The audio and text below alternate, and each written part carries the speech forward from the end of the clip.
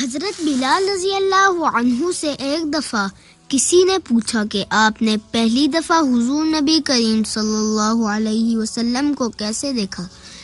بلال رضی اللہ عنہ فرماتے ہیں کہ میں مکے کے لوگوں کو بہت ہی کم جانتا تھا، کیونکہ غلام تھا اور عرب میں غلاموں سے انسانیت سوچ سلوک عام تھا۔ ان کی استطاعت سے بڑھ کر ان سے کام لیا جاتا تھا، تو مجھے کبھی اتنا وقت ہی نہیں ملتا تھا کہ باہر نکل کر لوگوں سے ملوں، لہٰذا مجھے حضور پاک یا اسلام یا اس طرح کی کسی چیز کا قطعی علم نہ تھا۔ ایک دفعہ کیا ہوا کہ مجھے سخت بخار نے آ لیا۔ سخت جاڑے کا موسم تھا اور انتہائی ٹھنڈ اور بخار نے مجھے کمزور کر کے رکھ دیا، لہٰذا میں نے لحاف اوڑھا اور لیٹ گیا۔ ادھر میرا مالک جو یہ دیکھنے آیا کہ میں جو پیس رہا ہوں یا نہیں، وہ مجھے لحاف اوڑھ کے لیٹا دیکھ کر آگ بگولا ہو گیا۔ اس نے لحاف اتارا اور سزا کے طور پہ میری قمیض بھی اتروا دی اور مجھے کھلے صحن میں دروازے کے پاس بٹھا دیا کہ یہاں بیٹھ کے جو پیس۔ اب سخت سردی، اوپر سے بخار اور اتنی مشقت والا کام، میں روتا جاتا تھا اور جو پیستا جاتا تھا۔ کچھ ہی دیر میں دروازے پہ دستک ہوئی۔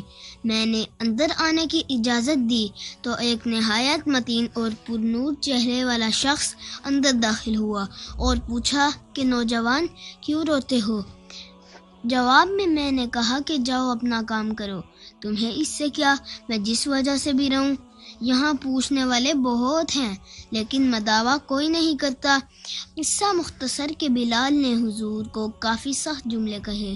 حضور صلی اللہ علیہ وسلم یہ جملے سن کر چل پڑے۔ جب چل پڑے تو بلال نے کہا کہ بس، میں نے کہا تھا نا کہ پوچھتے سب ہیں، مداوع کوئی نہیں کرتا۔ حضور صلی اللہ علیہ وسلم یہ سن کر بھی چلتے رہے۔